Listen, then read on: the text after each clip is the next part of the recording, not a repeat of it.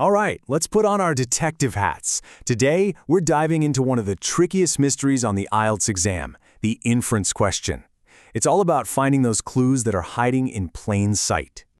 So let me ask you straight up, what do you think is the #1 skill you need to lock in a top score? Is it a huge vocabulary? Perfect grammar? And yeah, those are super important, but the real secret weapon? It's something you can't always see. Yup, you guessed it, inference, the art of reading between the lines. This is what really separates a good score from a truly great one. But I know, it can feel like trying to catch smoke, right? Don't worry, today we're going to make it solid. Okay, so what's our game plan? Here's the rundown for today's investigation. We'll start by looking at why inference is such a mystery, then we'll uncover 3 crucial clues, crack a real case together, and then I'm handing the magnifying glass over to you. So, what makes these questions so darn tricky? Well, it's because the answer is literally never written down for you. You have to be the one to connect the dots. But here's the good news. There's a system, a method to the madness. And this is it.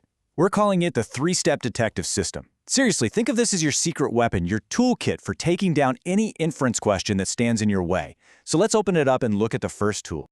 All right, let's dive into our first clue. This is where we learn how the tiniest little details can actually tell the biggest stories. We're looking for something I like to call word texture.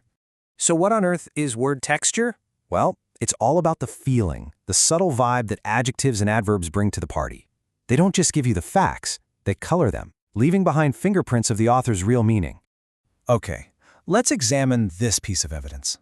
The basic fact is about the results, but I want you to ignore that for a second and just focus on those highlighted words, not as catastrophic. What does that feel like to you? Exactly. The phrase "not as catastrophic" is a sneaky way of saying, hey, things were still pretty bad. Just not a complete dumpster fire. That's the inference. And we found it by looking at the texture of the words. Okay, on to our second clue. You know how every good story has a twist? Well, Ielts passages are exactly the same. They use specific words to signal that a change is coming. We call this the pivot, and it's where the real story is usually hiding.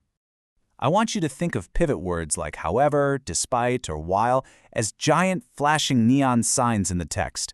They're basically yelling, hey, over here, pay attention, because the really important stuff is coming right after me.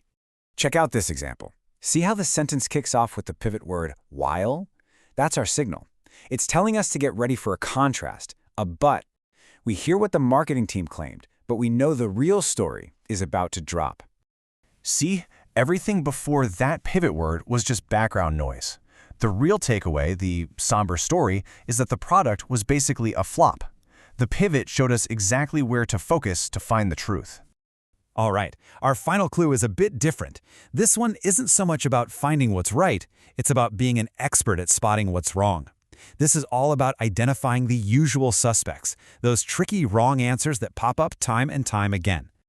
Honestly, this is pretty much a cheat code. You have to remember that Ielts inferences are almost always careful and moderate. So if you see an answer choice that uses an extreme word like always, never, or all, your alarm bells should be ringing. The correct answer is way more likely to use softer, more moderate language like suggests or tends to. Okay, detective, you have the tools in your kit. You've got word texture, the pivot, and eliminating extremes. So now it's time to put it all together and see how it works on a live case. Okay, here's our passage. The committee spent 6 months debating the new park project. By the time they reached a consensus, the allocated budget had been swallowed up by rising inflation and administrative costs.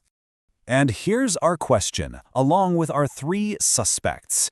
What can we infer about the park project? Let's use our system to analyze each one. Let's put suspect A under the microscope. The committee disliked the park? Well, the text says they were debating it. Debating something doesn't mean you hate it, right? You can debate things you love. This is a total mismatch. So A is out of here. Now what about B? The park will be built next year. Go back and scan the evidence. Do you see anything about a future timeline? Nope, not a single word. You can't just invent information out of thin air. There's no evidence. B is gone. And that just leaves us with our one remaining suspect. C. The project is facing financial obstacles. Do we have evidence for this? Oh yeah. It's right there in the text. The budget had been swallowed up. That phrase, swallowed up, that's that word texture we talked about. It absolutely screams financial trouble. Case closed. So, you've proven you can crack the case. But if you want to reach the final level, you have to learn to think like the person who writes the test. You have to understand how they create those tempting wrong answers, the distractors. Okay, last one for today. Look at this scenario. A scientist's theory gets polite silence, and her colleagues quickly moved on. So, what's the real story here? What are the colleagues really thinking? The clues are right there in that word texture. Polite silence and quickly moved on are definitely not good science. So here is your final mission. Using what you learned from clue number 3 about eliminating extremes, what's a really tempting, wrong answer you could create for this scenario? One that uses an extreme word to try and fool a rookie. Once you start spotting the traps, you'll never fall into one again. Good luck out there, detective.